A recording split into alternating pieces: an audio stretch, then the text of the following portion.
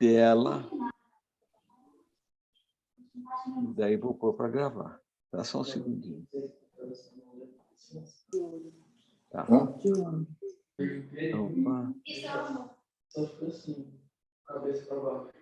Bom, vou começar a gravar. E pessoal, se puderem colocar no mudo, seria uma boa. Deixa eu só ver aqui se eu tenho que achar. Coloco também?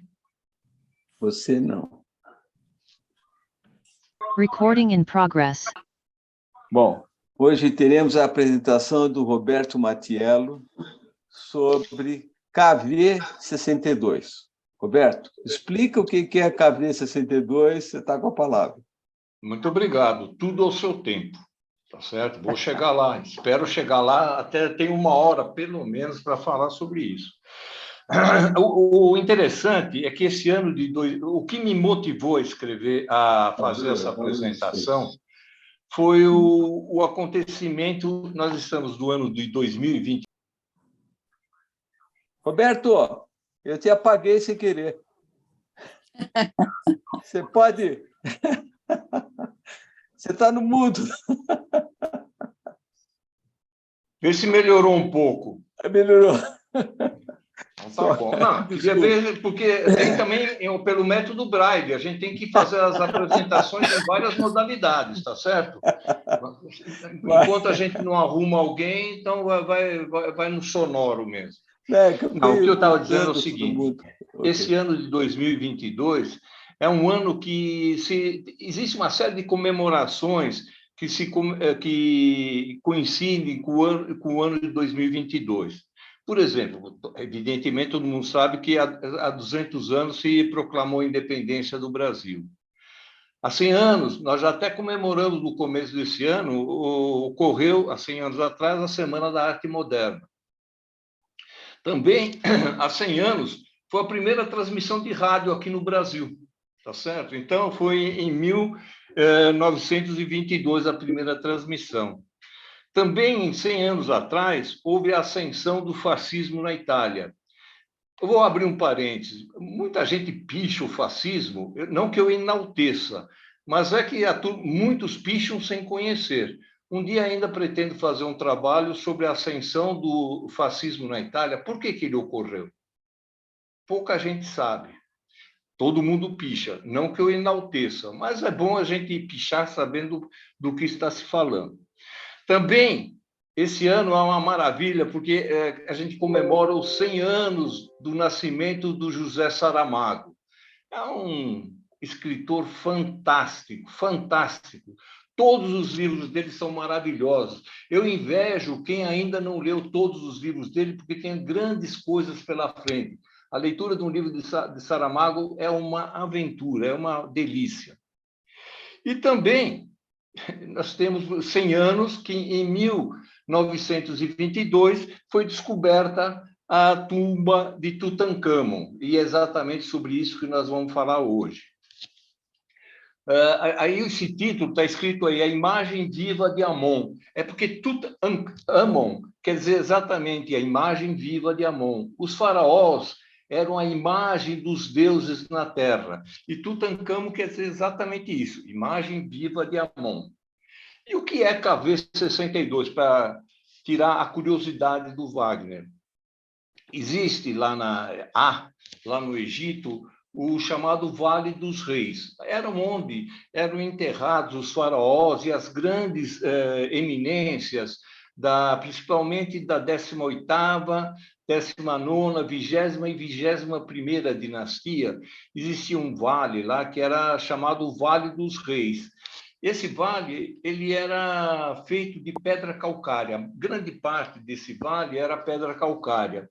E o pessoal escavava as tumbas dos faraós e das eminências, das pessoas de grande importância do reino, eles escavavam as tumbas nesse vale. A tumba escavada na pedra é chamada de hipogeu, né? Hipogeu, porque os caras não davam conta de ter tanto trabalho de fazer pirâmides. Era uma pirâmide, para fazer uma pirâmide, você levava 20, 30 anos, enquanto que para escavar uma tumba era muito mais rápido. Esse vale dos Reis, ele é um vale que fica do lado oriental do Rio Nilo. O pessoal morava do lado ocidental, então os vivos moravam do lado ocidental do Rio Nilo e os mortos do lado oriental, tá certo? Então, o lado oriental do Nilo, né, a margem esquerda do Nilo, era destinado aos túmulos, às pessoas que já tinham morrido. Por um motivo muito simples, eles se baseavam muito no curso do Sol. O Sol nasce no oeste e morre no leste, né? Ao contrário, nasce no leste e morre no oeste. Então, eles faziam exatamente essa diferenciação. Pessoal, os vivos habitavam do lado oeste do Nilo e os mortos do lado oeste. Bom, e KV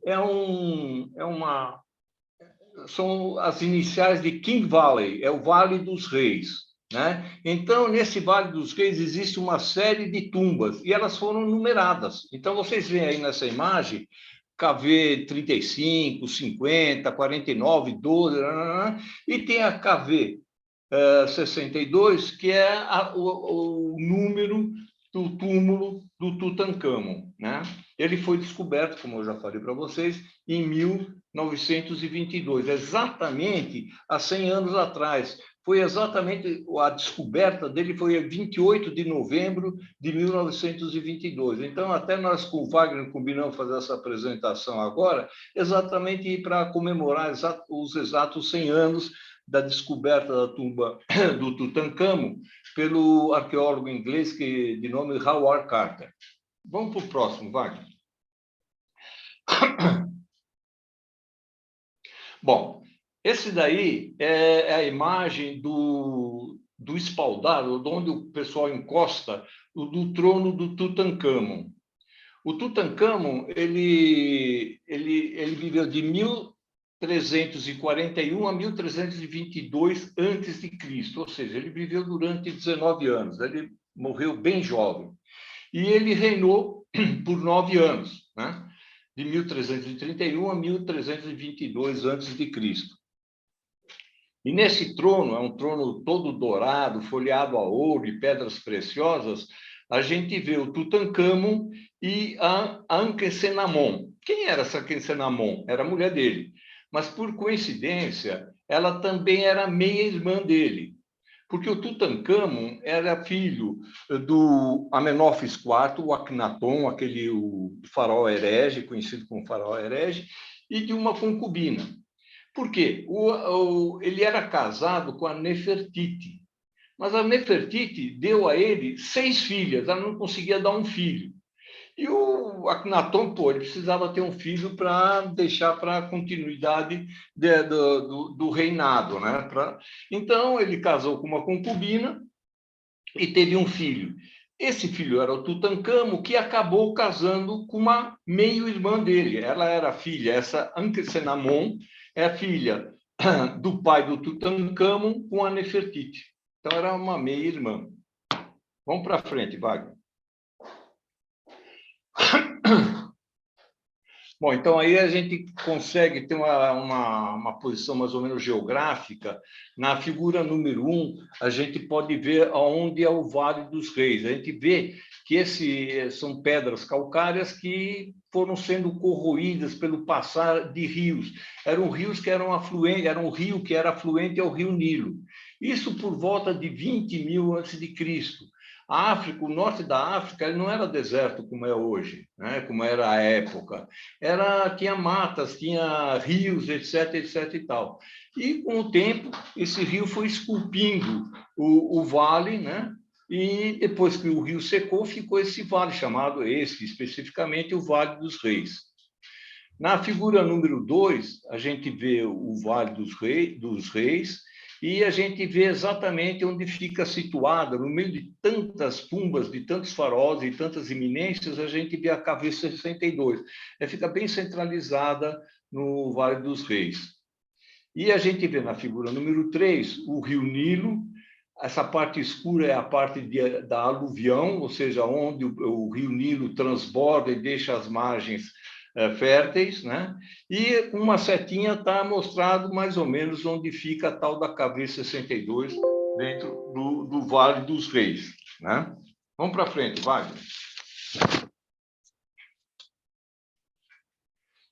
Bom, mais uma vez, aí, na figura número 1, a gente vê exatamente a posição da KV-62, né? Do túmulo do Tutancâmon. A figura número 2 mostra o Howard Carter. Esse Howard Carter foi exatamente o egiptólogo, o arqueólogo especializado em coisas egípcias, chamado Howard Carter. Ele era inglês, ele era financiado por Lord Carnarvon, que também era outro inglês, e o Lord Carnarvon financiava o Howard Carter para fazer escavações lá no Vale dos Reis, né? Até que em 1922, ele, por sorte e competência, ele conseguiu achar onde estava enterrado o Howard Carter, o Tutancâmon. A grande vantagem, por que isso ficou famoso? Porque todos os túmulos dos faraós e da maioria da nobreza dos egípcios, eles já tinham sido saqueados. Eles, na antiguidade, eles foram abertos e todos os tesouros, tudo o que havia dentro foi roubado. Esse do Vale dos Reis, a KV-62, foi uma tumba que foi encontrada praticamente intacta. Então, isso foi um sucesso danado em todo o mundo, né? A gente vê aí na figura número 3 a casa onde morava o Howard Carter. O Howard Carter não morava no lado oeste do... A minha bússola está ruim hoje. O Howard Carter não morava do lado da onde morava todo mundo, todas as pessoas lá na cidade de Tebas. Hoje a cidade de Tebas chama-se Luxor. Tá? Ele morava exatamente muito próximo ao Vale dos Reis. Ele, como ele trabalhava lá, ele não queria morar muito longe, então essa casa que a gente vê na figura número 3 é a casa do Howard Carter. Quem tiver a oportunidade de ir para o Egito tem condições de visitar essa casa. Essa casa virou um museu. Inclusive, dentro dessa casa foi construída uma tumba muito igual, parecidíssima, igual à tumba do Tutancâmon. Ela tem a vantagem de tem ar-condicionado, etc, etc. E tal, é muito mais confortável de se visitar do que o túmulo do Tutancâmon. Então, para quem... Adubando no olho. Gente, receita. A própria receita, para quem gosta de cozinhar.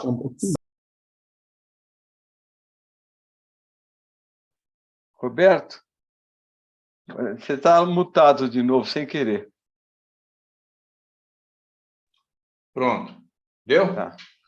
Tá. Então, para quem for visitar... Tá, e aqui varia, mexe, de repente eu... Não, você me avisa, eu volto aqui, tá? Tá. Então, o Howard Carter morava exatamente nessa casa, onde hoje é um museu, e é onde hoje tem uma réplica exatamente igual à tumba do Tutancâmon. Quem for até lá e não quiser passar calor, etc, etc e tal, pode visitar essa réplica da tumba de Tutancâmon, tá? Inclusive, é muito mais barato visitar aí do que visitar a própria, tá? A figura número 4 mostra um menino, que mostra um menino e do lado um velho. Esse velho é o menino nos dias de hoje, ou quase nos dias de hoje. Ele consta que foi esse menino que descobriu o primeiro degrau para a entrada do túmulo do Tutancâmon. Então, ele passou para a história. Então, está aí na figura número 4 o retrato do menino e depois o retrato de uma pessoa bem mais velha com o retrato do menino. É a mesma pessoa.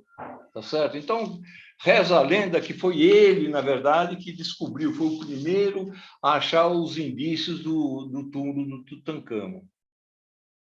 O número 5 é a figura que foi quem financiava o Howard Carter. Este camarada da figura número 5 é o Lord Carnarvon.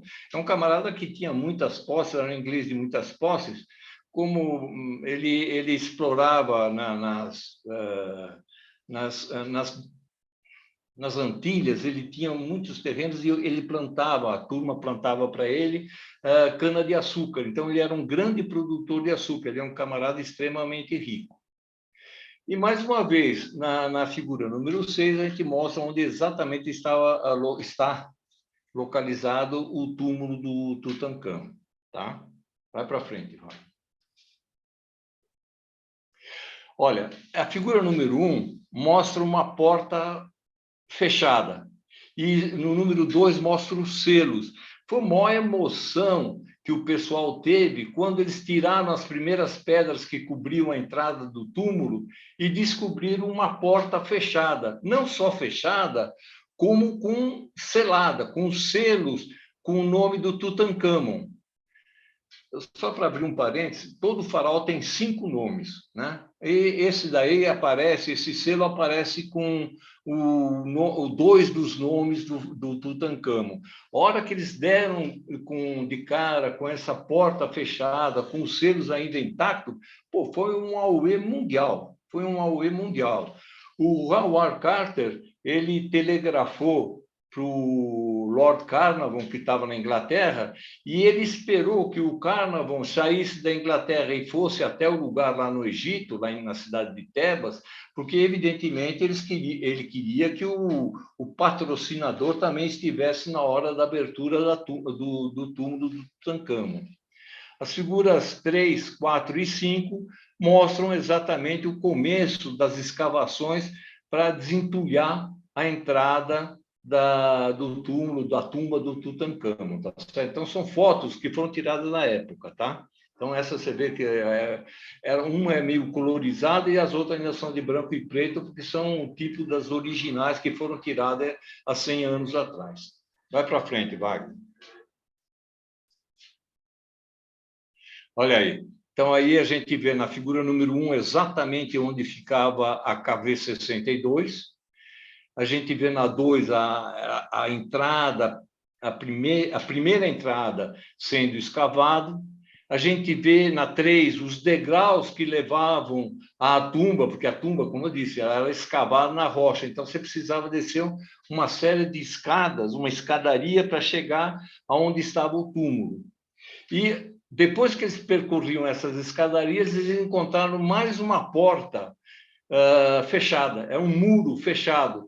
E não dá para ver aí porque a figura está muito pequena, mas esse muro ele está cheio de selos, com a marca, com o nome do Tutancâmon. Mais uma vez, eles ficaram super emocionados porque viram que aquilo ali não tinha sido aberto há mais de 3.500 anos atrás. Né? Então, era uma emoção sensacional. A figura número 5 mostra o Howard Carter quando já abriu o muro que está indicado na figura número 4. Então, isso eu procurei fotos da época para ilustrar mais ou menos como que a turma viu há 100 anos atrás esse descobrimento. Vai, Wagner. Esse aí é mais ou menos como que era, um esquemático de como era a tumba. Então, nós vimos aquela escada da entrada, né? A escada que desce aí no número 1, depois tem um grande corredor. No fim desse corredor, e antes da antecâmara, que está com o número 3, é aquele muro que estava com aqueles selos. Então, mais era um muro também fechado e selado. Então, era mais uma proteção e, mais uma vez, o pessoal soube com certeza que eles iriam descobrir o túmulo ainda intacto, tal qual ele era. Então, faz parte também a antecâmara, né? Que está com o número 3 aí, existia uma série de tesouros lá dentro. Da antecâmara tem um anexo, que é o número 4. O número 5 era exatamente onde era a câmara sepulcral, onde realmente estava enterrado o faraó.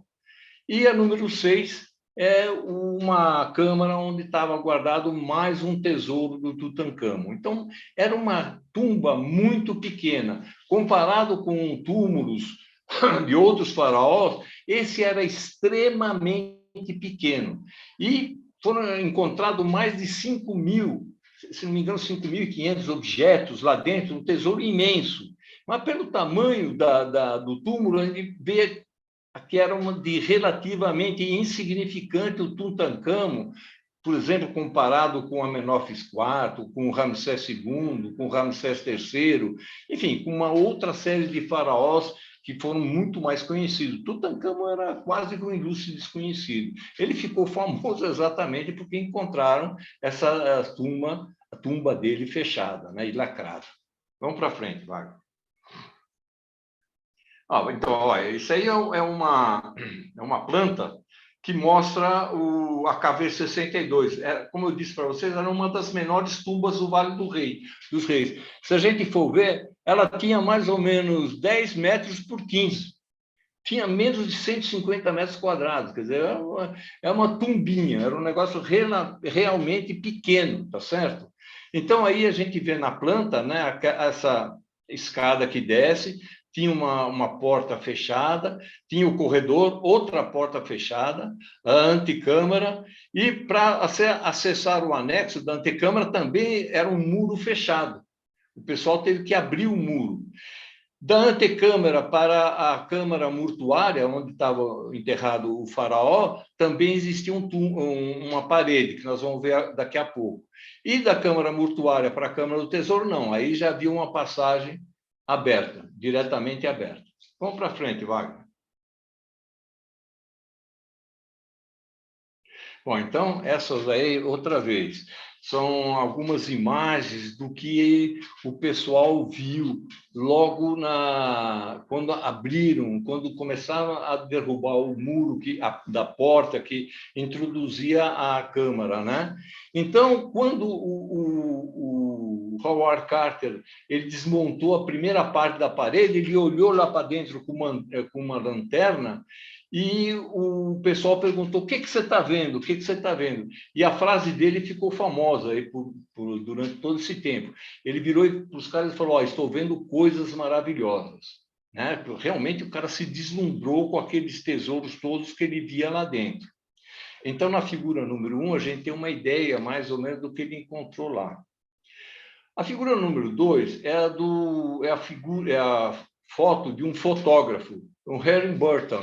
Ele era da revista The Times. Ele publicou 142 fotos do túmulo do Tutancâmon. Acontece o seguinte, eu comentei com vocês que o pessoal eles não podiam ficar com nenhuma parte do tesouro, com nada. Quem descobrisse, quem fazia as escavações, não podia ficar com absolutamente nada do que encontrasse. Tudo pertencia ao Estado egípcio. Né? E para financiar as escavações, eles precisavam de dinheiro. Então, o Howard Carter e o Lord Carnarvon, eles venderam os direitos das imagens, daquilo que foi descoberto, eles venderam para a revista The Times. Então, só o The Times é que tinha a exclusividade de fotografar, de saber o que estava acontecendo, e etc, etc e tal. E, evidentemente, o The Times dava uma boa soma de dinheiro para eles conseguirem fazer as escavações, para eles conseguirem pagar as escavações, né? Então, era isso. Então, o pessoal, ele vivia, era daquilo que eles vendiam, da propaganda, das notícias que eram geradas durante as escavações, tá certo? Na figura número 3, a gente vê duas figurinhas que a gente vê melhor na figura número 4. São duas estátuas que estão protegendo. Na figura número 3, a gente vê uma parede fechada. E na figura número 4, a gente já vê a parede aberta. Então, todas as câmaras eram seladas, não tinham comunicação de uma com a outra, exatamente para dificultar eventuais ladrões, tá certo? O pessoal conseguiu ver que aquilo era uma parede postiça e depois eles abriram. E o acesso da câmara número 3, que a gente vê na figura número 3, para a câmara que a gente vê na figura número 4, que é a câmara mortuária, né? A gente vê ela aberta. Ao fundo da figura número 4, a gente vê já a câmara mortuária. Isso tudo são fotos que pesquisando aí, eu peguei. Então, era como exatamente o pessoal que lia The Times viu na época. Há 100 anos atrás, eles viam exatamente isso daí. Na figura número 3 estão as duas sentinelas, ou seja, eram duas eram como se fosse, isso era chamado em grego, perdão, em egípcio, Ka. Ka é uma espécie de alma do faraó. Na verdade, na religião egípcia antiga, a pessoa tinha 5 almas. Uma das almas chamava-se Ka. E esse Ka era o protetor aí dessa parede que evitava que intrusos entrassem onde era a câmara mortuária do faraó. Vamos para frente. Essa aí bom, não está numerada, mas a figura que a gente vê à esquerda é uma passagem que tem para o anexo. O anexo era um lugar onde também existia uma série de tesouros, uma série de obras que pertenciam ao faraó. Nas figuras que estão à direita, em cima e embaixo, é o pessoal retirando os tesouros de dentro da tumba do Tutancâmon e levando para ser restaurado, porque afinal está há muito tempo lá, né? Então precisava de uma certa restauração, e depois de receber essa restauração, elas foram levadas para o museu lá do Cairo, que, diga-se de passagem, atualmente, quem não foi recentemente e quiser ir para o Egito, vai ver o novo Museu do Cairo, que eu não visitei, mas eu sei que está espetacular, vale a pena ver. Vai para frente, Wagner. Olha que interessante. A antecâmara, passagem ao anexo, era bloqueada, aquilo que nós vimos antes. Essa figura mostra ela sendo desbloqueada. Figura número 2 é interessante, porque é um manequim. A gente acha que manequim só existe mais recentemente, mas o pessoal não podia mexer no faraó. O faraó era um deus, ninguém podia tocá-lo. Então, para fazer as roupas dos faraós, eles usavam um manequim. Então, existia uma estátua, né? Essa estátua era feita de madeira dourada, né? Era recoberta por lâminas de ouro, e eles tiravam as medidas do corpo do faraó através desse manequim. E esse manequim, depois dos tempos, ele foi guardado também lá dentro do túmulo do Tutancâmon. A gente vê na figura número 3 um guardião, daqueles 2 guardiões, a gente pode ver aí, são estátuas muito parecidas, quase praticamente iguais. Então, era esse um dos guardiões, do Ka, que protegiam a câmara mortuária do faraó. A figura número 4, 5, 6 e 7, a gente vê detalhes de como era a parte anterior à câmara mortuária. Estava cheio de coisas, cheio de pertences, evidentemente coisas valiosíssimas. Hoje não tem preço. Isso não tem preço, é a coisa única no mundo, tá certo? Agora, número 8, de brincadeira, a semana passada, eu postei algumas coisas só para perturbar principalmente o Ari. O Ari é curioso, eu gosto de cutucar o Ari, né? O Ari é meu amigo, eu vivo brincando com ele. E eu postei, numa das imagens que eu postei, esse número 8. Parece um cavalo, parece uma obra de arte mais contemporânea, porque a gente vê uma dinâmica aí, né? Sabe o que é isso? Isso aí é o cabo de um chicote. Então, o camarada entrava na carroça, no carro de batalha, e ele, para chicotear, ele tinha um chicote para chicotear os cavalos. E esse, da figura número 8, é exatamente o cabo de um chicote. Então, ele foi o chicote inteiro, só que a parte que era o chicote propriamente dito se desfez. E sobrou o cabo do chicote, que é esse cavalo. Figura número 9 são vasos canopos. Então, é a cabeça de um vaso, a tampa de um vaso canopo, que nós vamos ver daqui a pouco o que é um vaso canopo, para que serve. É uma escultura em alabastro. Na realidade, são 4 esculturas iguais. Nós vamos ver já já do que se trata. Vamos para frente, Wagner.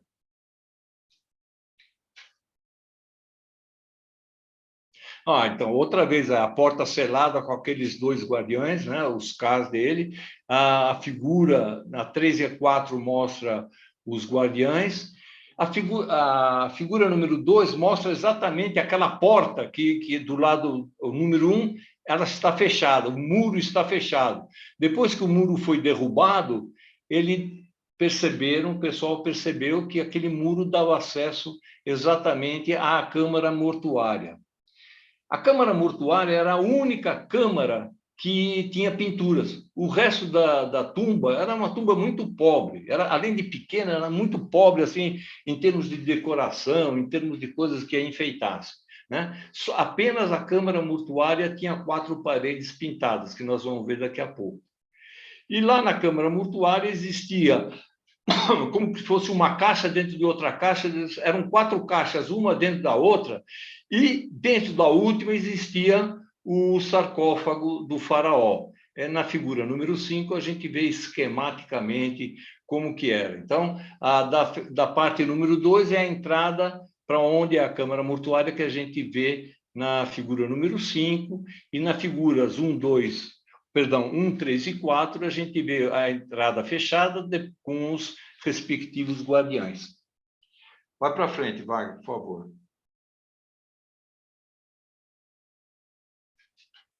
Aí, ó, algumas joias e o símbolo Khepri. O Khepri, em egípcio antigo, era o escaravelho. O escaravelho era a gente pode ver aqui, só por curiosidade, era um deus deles. Eles acreditavam que o deus Khepri era o deus que fazia movimentar o sol durante o dia e durante o período da noite. Eles pegaram essa história por causa do escaravelho. Não sei se vocês sabem, o escaravelho, ele bota os ovos dele dentro de uma bola de esterco. E quando eclodem os ovos, os escaravelhinhos, eles comem aquela matéria para se alimentar até que eles conseguem sair para fora. Então, o escaravelho, ele fica rolando, a escaravelha fica rolando essa bola até escondê-la num lugar bem protegido. E essa bola, que é feita com esterco, essa bola é o símbolo para os egípcios, o símbolo do sol. E quem empurra o sol, sendo um escaravelho, eles deram o nome de Khepri, que era o deus que fazia o sol se movimentar durante o dia e durante a noite, tá certo? A gente vê aí nesse slide algumas joias que têm os símbolos do Khepri. Repara no número 1, o Khepri está no meio e tem 2 babuínos. Daqui a pouco nós vamos ver quem eram os babuínos. O Khepri está com o símbolo, olhando ainda na figura número 1, o Khepri está com o símbolo do sol e os babuínos estão com o símbolo da lua. Daqui a pouco a gente vai ver entender por quê. E a gente vê todas essas joias, a gente vê no número 3, existe um anel também com escaravelho, enfim, uma série de joias, sempre ilustrando a figura do Khepri. Também existem várias, até hoje, quem vai lá naqueles bazares lá do Cairo, existe uma série de peças, né, que fingem ser o olho de Horus, esse que está representado na figura número 4. Né? É a representação da força, do vigor, da saúde. Então, até hoje, em muitos lugares, a gente vê esse olho chamado olho de Horus, tá certo? Então, eram joias que eram muito populares, muito comuns dos egípcios antigos, né? O escaravelho, como eu escrevi aí, ele simbolizava a vida após a morte, a transformação, proteção, o ciclo da vida que nunca termina, porque realmente depois do dia vem a noite, e aí a noite vem o dia, então, e era o escaravelho sempre que estava empurrando o sol, né? Tanto na parte das horas que a gente vê o sol, quanto das horas que a gente não vê o sol. Então, o escaravelho, ele ficou sendo uma representação do ciclo da vida, né? Então, a chegada de um novo dia, regeneração e renascimento. Vamos em frente, Wagner, por favor. Olha, mais uma vez aí a gente vê uma série de joias que existiam lá. Nessa número 1, a gente vê os símbolos de uma cobra naja e de um abutre. A cobra naja e o abutre eram símbolos do Império Egípcio. a parte da cobra era a parte do sul do Egito, e a parte do abutre é a parte norte do Egito. Então, era a junção do norte e o sul fazia o Império Egípcio. Eles eram representados, respectivamente, pela cobra naja e pelo abutre. A gente vê a mesma coisa, a cobra naja e o abutre, na figura número 2. Precisa prestar bastante atenção. A gente vê que eles estão, tanto a cobra está com um tipo de chapéu, quanto a naja com outro tipo de chapéu. Esse chapéu exatamente representa o norte, o reino do norte e o reino do sul unificado, tá certo? Na figura número 3, a gente vê um jogo de tabuleiro, eles chamavam de Senet. Esse Senet era um jogo de tabuleiro. Então, o pessoal tinha uma série de regras, até hoje tem isso daí, né? Uma série de regras e ensinava o pessoal o caminho de quando o cara estava vivo, como ele passava pela morte, qual era a transição. Então, esse jogo representava a transição entre a vida e a morte. Era um jogo, mas eles sempre, os egípcios antigos, tinham muito fixação, tinham muito, assim, a morte era uma coisa que não era o fim da vida, era uma continuação, tá certo? E no número 4, a gente vê um sistro. Também eu perguntei para você se você já tinha ouvido um sistro. O sistro é um instrumento musical. Então, normalmente, ele era tocado pelas mulheres, né? Elas tocavam, era um tipo de um sino, enfim, né? Você chacoalhava, ele fazia um determinado som, e dependendo de como você chacoalhava esse instrumento, ele fazia sons diferentes, tá certo? Então, o sistro nada mais é que um instrumento musical, tá? Vamos para frente, Wagner.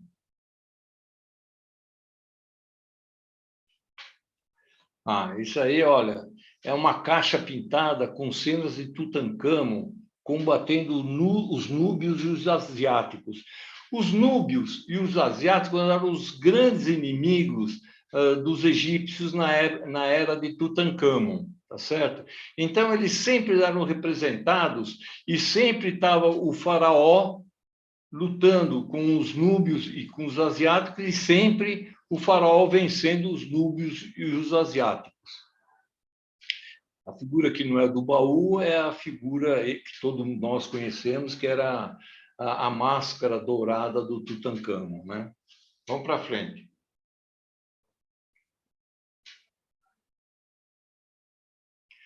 Olha, esse foi um vaso, na figura número 1 é um vaso de alabastro que foi encontrado no túmulo do Tutancâmon. Então, lá está escrito assim: possa viver o teu espírito, que você viva milhões de anos. Vós que amais Tebas, que hoje é a cidade de Luxor, sentado com o rosto ao vento norte, os olhos contemplando a felicidade. Então, é isso que está escrito nesse vaso de alabastro. É uma das joias muito bonitas que foram encontradas lá no túmulo dele. No número 2, a gente vê algumas bengalas. Consta, né, que o Tutancâmon tinha problemas de andar. Ele era manco, ele tinha tinha deficiência para andar. Na realidade, eles se cruzavam muito, casavam muito irmão com irmã, enfim, eram muito consanguíneos. Então, vários faraós costumavam ter problemas de origem genética, né? Nas figuras 3 e 4, a gente vê fetos. São 2 fetos que foram enterrados também lá na câmara mortuária do Tutancâmon, né? E eram filhas dele. Exatamente como ele casou com uma meio-irmã, não sei se foi exatamente esse o problema, mas muito provavelmente foi esse problema. Ele, apesar de ter vivido também pouco tempo, ele não conseguiu ter filhos, né? Mas ele teve 2 filhas que não chegaram a nascer. Os fetos não nasceram e foram embalsamados e foram enterrados no mesmo túmulo do Tutancâmon, no mesmo túmulo do pai.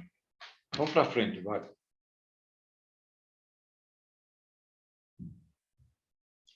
Bom, aí alguns objetos da tumba de Tutancâmon em museus fora do Egito. Como eu disse para vocês, tudo que era descoberto devia ser entregue às autoridades egípcias e devia ficar no Egito. Evidentemente, como ninguém é de ferro, algumas coisas foram desviadas. E eu tive o trabalho, aí teve a pesquisa, e coloquei alguns objetos que ficaram fora do Museu Egípcio, que hoje, por exemplo, as figuras que está em 1, 2, 3, 4, 5, está no Metropolitan Museum de Nova York, tá certo? Conseguiram passar para lá. O que está a estatueta que está no número 6 está no Louvre. E no número 7 está no museu em Bruxelas. Tá? Então, algumas coisas foram desviadas, vamos dizer assim, do destino que seria o certo, que seria o Museu do Cairo. Tá? Então, alguns objetos eles podem ser vistos fora do Egito. Poucos. Vai lá, Wagner. Esse é um colar do Tutancâmon, né? Esse colar, o Howard Carter, que era o egiptólogo, o arqueólogo, ele presenteou ao Sir Alan Gardiner, que era existia um tradutor oficial dos hieróglifos, que era esse Sir Alan Gardiner. Eu tenho esse livro, Egyptian Grammar. Ele é um cara fantástico, fantástico. Ele escreveu uma gramática da língua egípcia daquela época. Então, ele tinha sido convidado para ser o tradutor. Então, à medida que o pessoal ia descobrindo coisas e tinha coisas escritas nos objetos, o Sir Alan Gardiner ele fazia a tradução. E ele conseguiu ganhar esse colar que estava no peitoral da múmia do Tutancâmon. Depois, a família do Alan Gardner acabou devolvendo isso para o Museu Egípcio. Isso está no Museu Egípcio hoje. Mas ele chegou a pertencer, ele tinha sido desviado, provavelmente por Howard Carter, entregue ao Alan Gardner. Né? É uma coisa maravilhosa, é um peitoral que ficava assim em cima do corpo mumificado, em cima das faixas da mumificação do Tutancâmon. Né? Para frente. Isso aí, ó. Esse é o santuário e vasos canopos de Tutancâmon. Normalmente, pessoal, a múmia, ela não era ela era mumificada, passava todo por aquele processo de mumificação, mas e a única coisa, o único órgão que era enterrado junto com a múmia era o coração. Né? Os outros órgãos, o estômago, pulmões, fígados, intestinos, eles não eram enterrados junto com o corpo da múmia. Eles eram enterrados em alguns vasos, esses tais vasos canopos, que eu mostrei a cabeça há pouco. Então, eles mumificavam esses órgãos e guardavam em vasos que ficavam dentro do túmulo, dentro da tumba. Então, a gente vê aí o invólucro dos vasos canopos, essa figura número 1 à esquerda, e os 4 vasos canopos, onde estavam guardados o estômago, os pulmões, o fígado e o intestino do faraó. Né? Então, aí dentro tinha esses órgãos do faraó. Tudo isso são maravilhas de construções de obras de arte, realmente, tá certo? Agora, uma coisa que é interessante é que e foi uma exceção, o nosso querido Tutancâmon ele não foi enterrado com o coração, não foi encontrado o coração dele, não se sabe onde foi parar o tal do coração dele. No lugar do coração, eles colocaram uma joia lá. Vamos para frente, vai. Olha aí, essa aí é uma representação, isso que a gente vê na figura número 1, do busto em tamanho natural do Tutancâmon. A gente vê que ele foi filho, como eu disse para vocês, foi filho do Akhenaton, o Amenófis IV, o faraó herege. Né? Naquela época do Amenófis IV, as obras de arte passaram a ser fabricadas. Os egípcios tinham uma forma tradicional e que foi, durante milhares de anos, era a única forma deles desenharem, esculpirem, etc., etc., e tal, as figuras. A única época em que essa forma de desenhar, de esculpir se modificou foi durante um curto tempo, foi o tempo do faraó Akhenaton, né? Que era o pai do Tutancâmon, né? E aí a gente pode ver, repare a cabeça do Tutancâmon como ela está alongada. Eu coloquei uma seta aí para mostrar. As figuras 3 e 4 são as cabeças esculpidas de Nefertiti, que seria a madrasta do Tutancâmon, e do Akhenaton, que seria o pai de Tutancâmon. Figura número 2 mostra o Tutancâmon, mas do lado esquerdo é a figura do pai do Tutancâmon. Repare que figura exótica. Realmente era a forma de fazer a arte era diferente. Eles estilizavam muito mais do que era estilizado, não era estilizado durante toda a época dos faraós. Mas durante, sei lá, uns 20 anos, 30 anos, eles tiveram uma mudança nas formas de representar as figuras. Então, provavelmente, algum escultor ainda descendente da época do pai do Tutancâmon fez essa figura dessa cabeça do Tutancâmon da maneira chamada maneira de Amarna. Amarna é o nome de uma cidade, né? Veja, essa cabeça alongada é típica daquela época. Tá?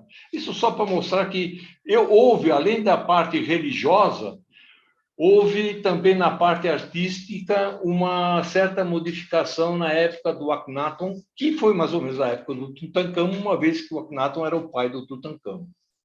Vai para frente, Wagner. Olha aí, ó. Foi uma curiosidade. Foram encontradas no túmulo do Tutancâmon 34 bumerangues. Eu até pouco tempo atrás eu pensava que bumerangue só existiu ou começou a existir na Austrália. Que nada.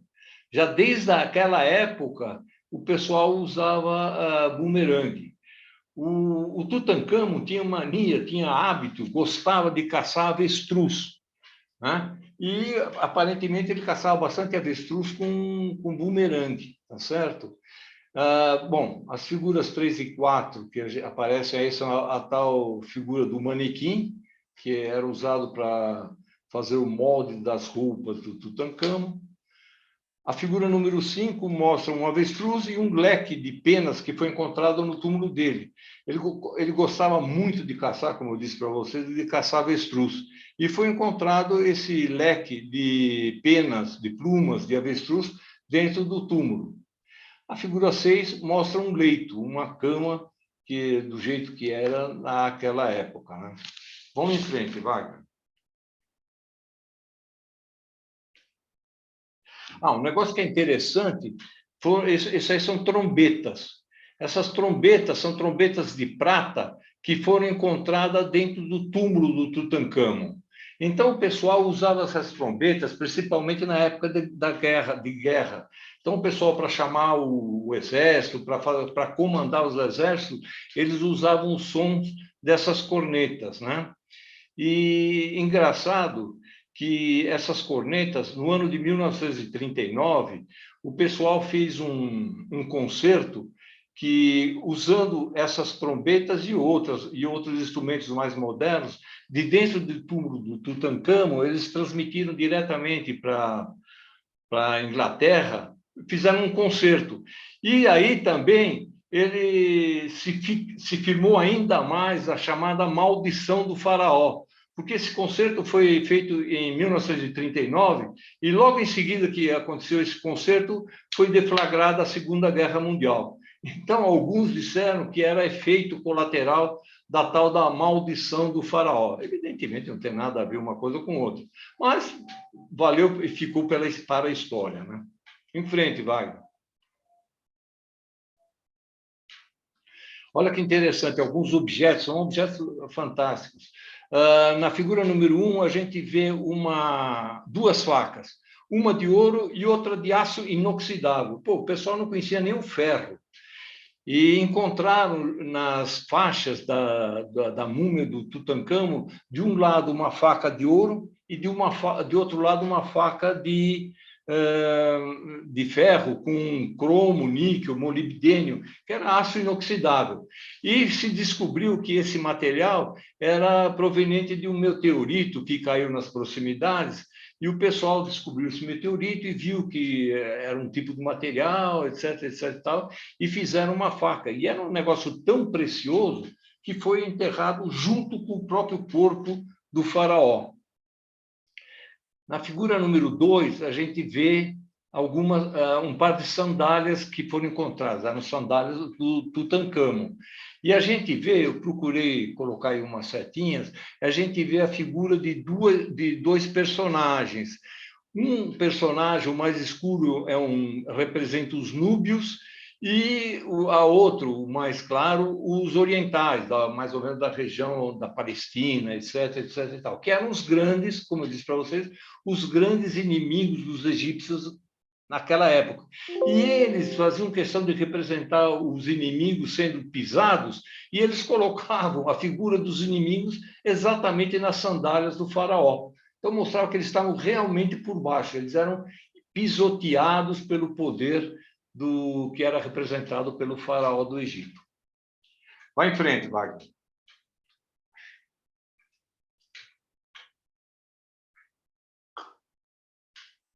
Aí, pessoal, são umas estatuetas, tudo quanto é túmulo, que ainda tem algum vestígio de encontrar alguma coisa, em todos os túmulos se encontraram os chamados ushbits. Ushbits são estatuetas. Essas estatuetas elas tinham uma função. Quando, por exemplo, o faraó morria ou um nobre morria, os caras não eram acostumados a pegar no pesado, né? Então, eles gostavam de mandar, etc, etc, mas eles não trabalhavam com a força dos braços. Então, essas estatuetas eram exatamente representações de trabalhadores que iriam ressuscitar junto com, no caso, com o faraó, e iriam trabalhar para o faraó na vida do além. Então, no túmulo do Tutancâmon, por exemplo, foram encontradas uma série enorme dessas estatuetas, desses ushbits, que eram quem iria trabalhar para o faraó lá na vida no além. Ele não teria trabalhado nem no aquém e não trabalharia também no além. Quem trabalharia para ele seriam exatamente essas estatuetas que renasceriam junto com o faraó na vida do além. Para frente, Wagner.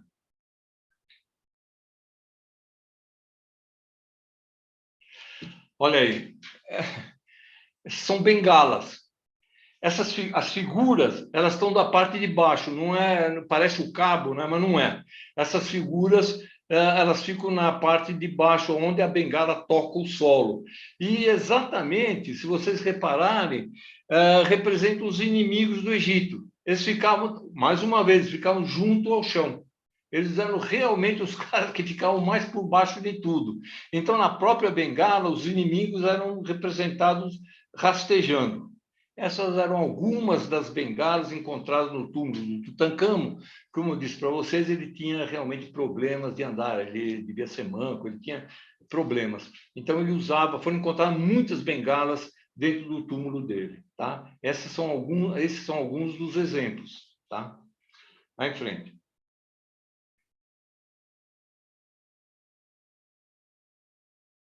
Esse é o trono, né, que eu mostrei na figura, na primeira, segunda figura.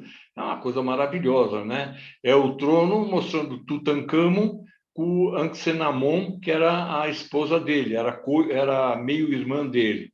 Então, era uma coisa maravilhosa esse trono. Ele está conservado lá no museu, lá no Cairo, né? Então, a gente pode ver, ele foi restaurado. É espetacular, realmente é uma coisa maravilhosa de se ver, tá? Vai em frente.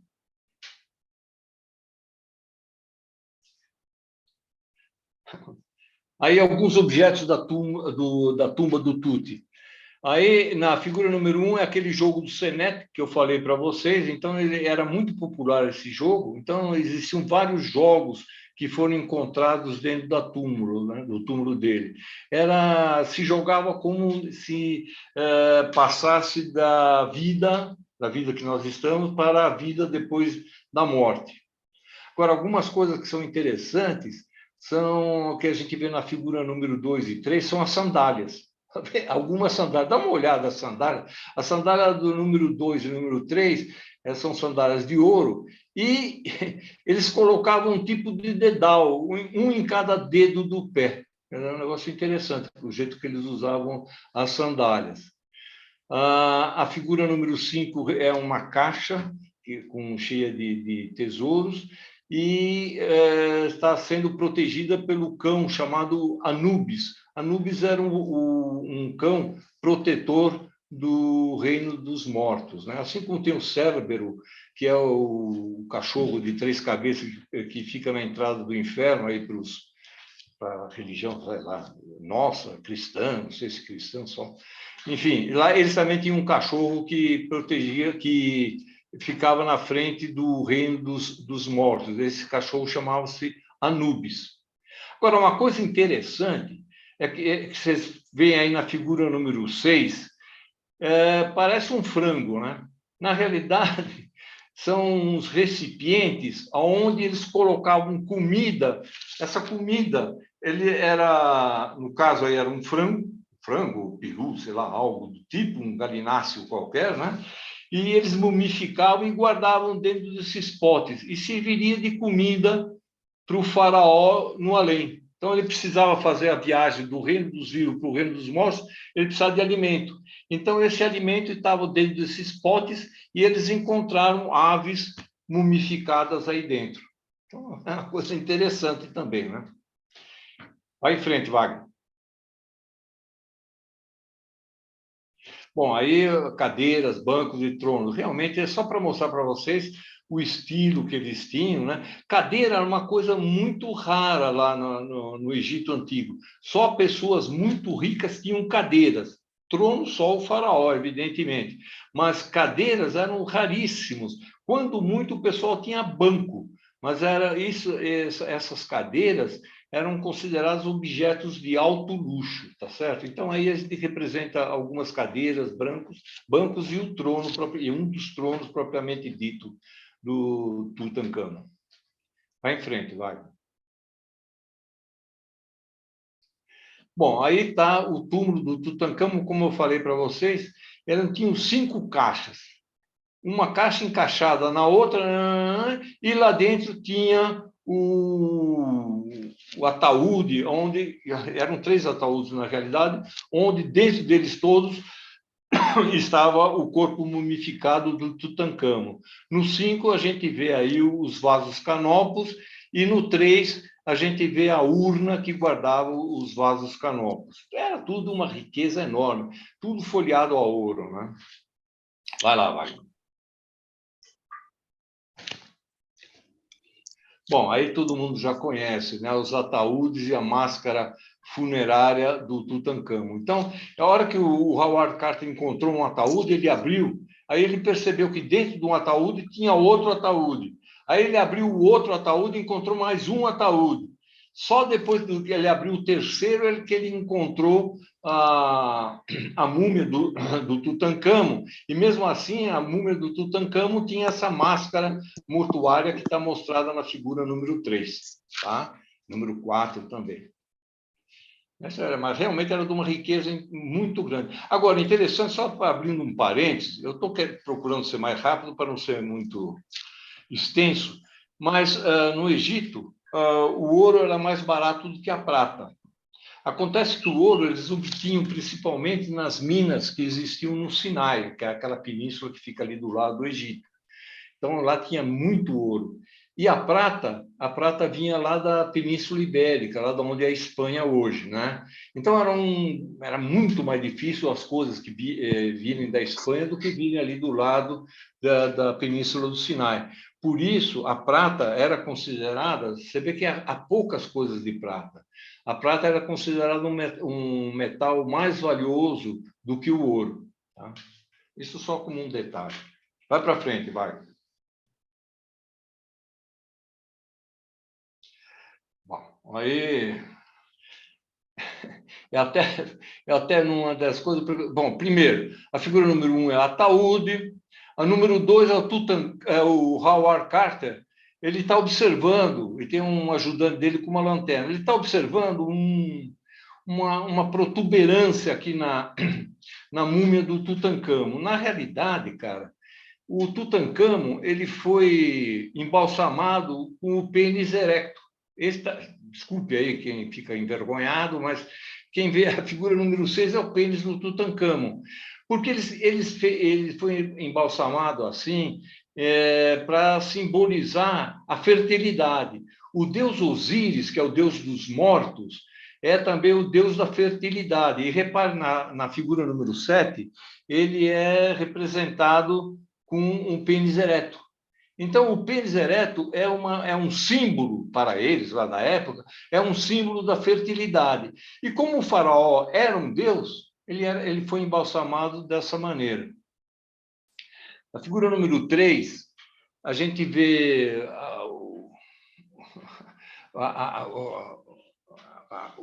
as feições do Tutancâmon. O embalsamamento dele foi muito mal feito, foi muito mal realizado, ele ficou bem deformado. Mas ao lado mostra aí um coração, porque não foi encontrado o coração, como eu já falei para vocês antes, não foi encontrado o coração do Tutancâmon dentro da múmia dele. Pelo contrário, dentro da múmia dele foi encontrada essa figura aí de um besouro, né, do Khepri, que está mostrado na figura número 5. Foi isso que foi colocado dentro do corpo do Tutancâmon, no lugar do coração. Vai para frente, Wagner, por favor.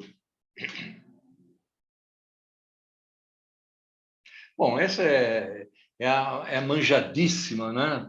A máscara do Tutancâmon. E da onde saiu aquela ideia da maldição do faraó? A maldição do faraó foi o seguinte: ao todo, foram 58 pessoas, mais ou menos, que entraram no túmulo do Tutancâmon junto com o Howard Carter, quando ele descobriu o túmulo.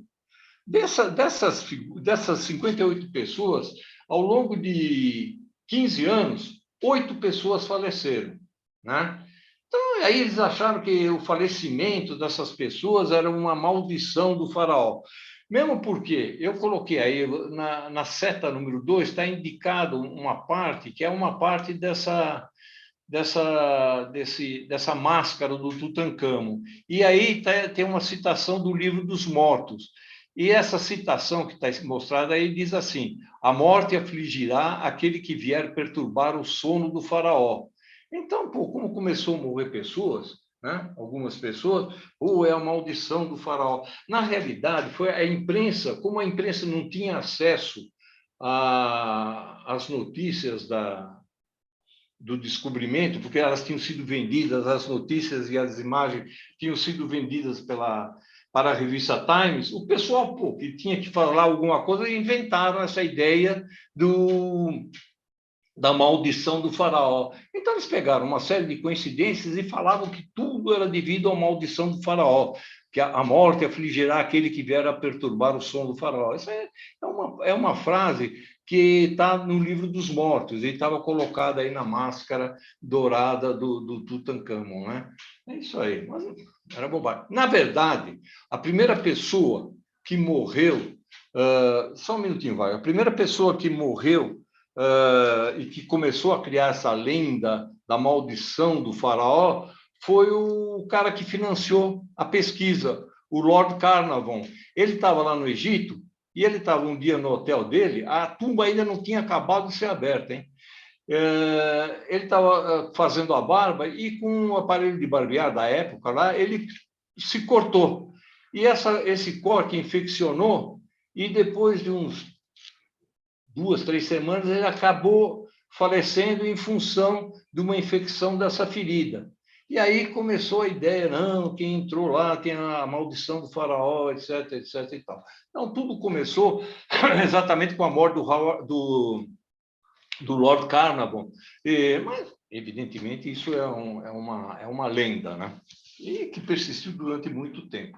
Desculpa, Wagner, vai em frente, por favor. Bom, essa aí, como eu falei para vocês, a única sala que tinha pinturas no túmulo do Tutancâmon era a sala mortuária, onde estava o túmulo, onde está o túmulo propriamente dito do Tutancâmon. Então, são essas 4 paredes. A primeira é a parede sul, a outra é a norte, e embaixo a leste e a outra a oeste. Vamos em frente, vai. A gente vai ver uns detalhezinhos agora. Estou procurando ser rápido, viu, pessoal? Bom, isso daí é só para mostrar que essas pinturas dentro da câmara mortuária, elas tinham duas maneiras de ser representadas. Uma pelo cânone dos desenhos dos antigos egípcios e outra pelo cânone de Amarna, né? Então tem esse quadriculado. O quadriculado tradicional, das figuras tradicionais, ele tem 8x19. E o de Amarna tem 7x20, ele é mais alongado. Como o Tutancâmon era exatamente muito próximo da época de Amarna, alguns pintores ainda deviam ser da época de Amarna e outros já da época mais tradicional. Por isso, dentro da túmulo dele, as pinturas estão feitas em dois estilos, o estilo tradicional e o estilo Amarna. E eu coloquei aí as cores das pinturas. Cada cor tinha um símbolo para eles. O branco representava o luto, quer dizer, ao contrário da gente, né? Para nós, o luto é o preto. Para eles, o preto representava a morte e a noite. O vermelho, a vida, a vitória. O amarelo era a cor usada para representar o deus do sol. O azul, a água, o céu, a vida, a fertilidade. E o verde era a cor da vegetação. Tá? Então, também, as cores tinham um determinado significado. Tá? Então, eles tinham um cânone para fazer os desenhos, as figuras, e um cânone para fazer as pinturas. Vamos em frente, Wagner.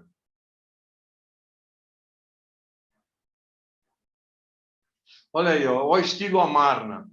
Esse que a gente vê à esquerda é o Akhenaton, é o pai do Tutancâmon. Repara a barriga. Isso jamais um faraó normalmente seria representado com uma barriga dessa. Mas, na época Amarna, eles tinham esse estilo, tá certo? O estilo que era estranho, para mim era estranho dentro da normalidade. O da direita é uma estátua do Tutancâmon, que está lá no Cairo. Repara também, ele tem uma barriguinha aí. E ele tem também uns seios. Tanto que alguns falaram que o Tutancâmon seria uma mulher, mas não é. É o estilo que eles faziam as representações das figuras humanas naquela época, tá certo? Era totalmente diferente, ou bem diferente, dos padrões, dos cânones tradicionais da arte egípcia. Vamos em frente, Wagner. Bom, aí só mostrando que as figuras, comparações de figuras nas paredes mostram que que algumas foram feitas em um estilo e outras foram feitas em outro estilo. Então, evidentemente, as pinturas foram feitas por mais de um artista e os artistas que fizeram essas pinturas, eles tinham estilos diferentes. Tem um estilo mais tradicional e outros tinham mais o estilo Amarna. Tá? Então, esses traços mostram exatamente que os estilos das pinturas foram feitos de duas maneiras distintas, típico daquela época em que viveu o Tutancâmon. Vai em frente, Wagner.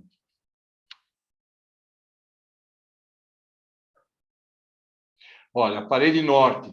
Essa parede norte ela é dividida em 3 cenas. A cena número 1, a número 2 e a número 3. Nós vamos falar já dessas 3. Eu vou procurar ser rápido, gente. Eu não quero demorar muito. Vai em frente, Wagner. Olha aí, ó. A parede norte, a cena número 1, né, que é essa que está com esse oval aqui, tá certo? Ela representa essa figura em branco, é a figura do Tutancâmon. E a gente vê que essa barba com essa ponta mostra que é uma pessoa morta, né? Mostra que é uma pessoa morta. E essa figura aqui é a figura que vai abrir a boca, eu vou falar já sobre esse ritual, é o que vai suceder ao faraó morto. No caso, quem sucedeu ao Tutancâmon, ele não tinha filhos, como nós vimos, ele teve 2 filhas que morreram. Quem sucedeu foi um tio-avô dele, que era um sacerdote, chamava-se A.Y. Tá? E a gente sabe que ele era um sacerdote por causa dessas vestimentas, que aqui está pouco claro, mas é a pele de um leopardo. os sacerdotes eles usavam peles de leopardo. Esse tipo de gancho que está aqui é um gancho para abrir a boca. Para que significa isso? Quando a pessoa era mumificada, ele só voltava à vida quando o espírito dele, o Ka dele, voltasse a entrar nele. Aí ele passaria da vida dos vivos para a vida dos mortos. Mas para isso o Ka entrava pela boca. Então era feito o ritual da abertura da boca da múmia. E aqui está representado o Ai, né, o sucessor dele, abrindo a boca do Tutancâmon, tá? Essa primeira cena aqui. Vamos em frente, Wagner. A cena número 2, essa que está mostrada aí. Tutancâmon é representado no trajes dos vivos, tá? Já não está mais com aqueles trajes todo branco, né? Ele é representado com os trajes dos vivos. E veja, é o estilo do Amarna. Repara a barriga, repara o pescoço comprido. Olha aqui, olha a Nefertiti, que era a esposa do Akhenaton, olha o pescoço comprido. Era o estilo de Amarna. Aqui é a mesma coisa, é um pescoço mais comprido, uma barriga mais saliente, né? E uma mão ele está segurando o bastão e na outra um bastão com o conjunto do Ankh. Ankh é essa cruzinha aqui. Ankh é o símbolo da vida. Tutankhamon, né? A imagem viva de Amon. Ankh é Amon, é vida, né? E Nut, a deusa do céu, está com o vestido justo, que essa é a Nut aqui, né? O vestido justo. Sua peruca é presa no lugar com uma fita branca, que é a fita do luto. Vai em frente, Wagner.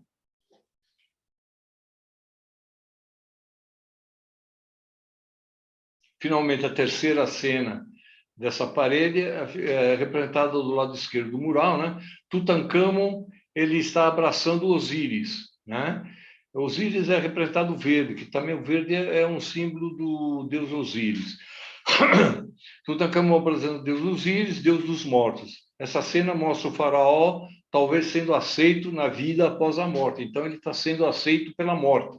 Ele vai viver em outra fase da transformação que ele passou da vida daqui dos viventes para a vida lá dos que já morreram, né? Atrás dele está o Ka, é a representação espiritual. Isso aqui é o Ka, com o símbolo aqui embaixo do Ankh, da vida. Ele estaria abraçando o Tutankhamon. Vamos em frente, vai.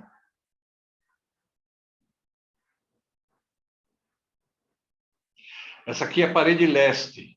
Essa aqui é o símbolo do transporte do faraó. O faraó estava do lado da margem direita do rio Nilo e ele é transportado para o Vale dos Reis, que fica na margem esquerda do rio Nilo. Então, ele está saindo da fase de mumificação e uma série de nobres está levando essa liteira para ser levada por uma barca para cruzar o rio Nilo. Próximo.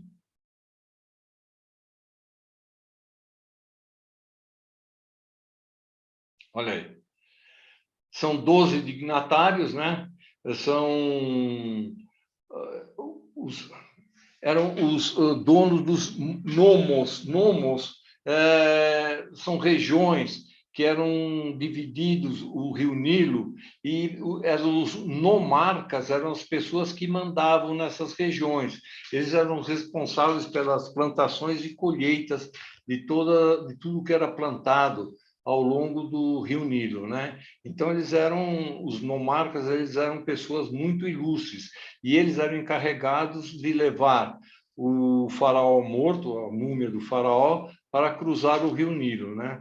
As figuras com cabeça raspada são de sacerdotes. Realmente lá o sacerdote não podia ter pelo nenhum, ele era absolutamente, qualquer pelo do corpo era rapado, né? Então, esses que estão com faixa branca de luto e cabeça raspada eram sacerdotes, tá? Vamos lá, Wagner, para frente.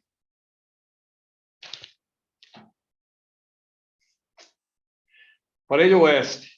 Essa parede oeste, ela é representada por uma série de não é macaco, agora me fugiu o nome do bicho. Bom, daqui a pouco ele volta. Ele é a parte principal da câmara mortuária, na parede, e essa é a representação de trechos muito curtos. Na parte, está escrito do lado de cada um dos... Pô, não é macaco, agora me fugiu o nome desse bicho. Daqui a pouco eu lembro. Está escrito um trecho do livro do Mundo Inferior, também conhecido como o Livro dos Mortos, tá certo? Então, ele mostra cada um desses... Desculpa, você falou, Marco? Babuíno. Babuíno, obrigado. Cada um desses babuínos representava 1 hora da noite. Então, a noite tem 12 horas e cada babuíno... Obrigado pela minha memória. Cada babuíno representava 1 hora da noite, e a noite tem 12 horas. E por que o babuíno representava 1 hora da noite? Porque os babuínos, eles eram bichos que moravam ali do lado do rio Nilo, e perto da cidade de Tebas. Eles tinham o babuíno tem uma característica muito interessante. Esse bicho, ele durante a noite, ele fica todo encolhido, eles ficam todo em bando encolhido, assim, encolhido, e para se proteger do frio, porque a cidade de lá, do deserto, as cidades do deserto, à noite, elas são muito frias, né? Então, os babuínos, eles ficavam um perto do outro para se aquecerem. E por que eles representavam as horas da noite? Porque quando o sol aparecia, os babuínos, eles tinham por hábito lá no Egito, eles levantavam os braços e começavam a gritar como que eles saudassem o sol. Mas eles abriam e levantavam os braços para receber o calor que eles não tinham tido durante a noite. E os egípcios acreditavam que aquilo era uma saudação que os deuses da noite faziam ao sol. Então, as 12 horas da noite eram representadas, cada uma por um babuíno, exatamente por causa disso. E o babuíno saúda a saída do sol pela manhã. É um negócio interessante, né? Vai em frente, vai. Bom, então essa é a parte de cima daquele painel, daquela parede, tá certo? No alto indica Tutancâmon, a rota a seguir pelo submundo para chegar à ressurreição. Então, como ele tinha que fazer uma determinada rota através de um barco, né? Esse barco era empurrado pelo deus Kepri, que aqui está representado mais uma vez pelo deus Kepri, tá certo? Pelo besouro. E no retângulo à direita estão as divindades de pé recebendo o K do faraó. O faraó, como eu disse para vocês, eles tinham o K, mas na realidade o faraó tem 5 almas, né? 5 almas. Quer dizer, eu chamo alma porque não tem uma correspondência na nossa teologia que represente alguma coisa parecida com... Alma é só uma. Eles tinham 5, cada uma tinha uma característica distinta, tá certo? E aqui embaixo está a figura do Kepri, mais uma vez, empurrando o sol que ia nascer. Vai para frente, vai. Tá aí os 12 babuínos, como eu falei para vocês, eram os representantes da noite, né? Esses animais estão ligados ao nascer do sol. Como expliquei para vocês, durante o nascer do sol, eles viram em direção do sol e levantam os braços para poder receber toda a luz do sol e secar os pelos deles que estavam cheios da umidade da noite, tá certo? Então, os egípcios achavam que eles representavam a noite e saudavam a saída do sol pela manhã. Próximo, por favor. Essa parede sul, né? Então, aparece mais uma vez o Tutancâmon. Do lado, esse com a cabeça de cachorro é o Anubis, né? Aquilo que eu falei para vocês. E tanto o Anubis quanto o da direita, eles seguram um símbolo da vida. E a deusa da direita está com o símbolo da vida abrindo a boca do faraó. Exatamente o faraó que estava morto. Ele, através do ritual da abertura da boca, ele passa a reviver. Para frente, Wagner.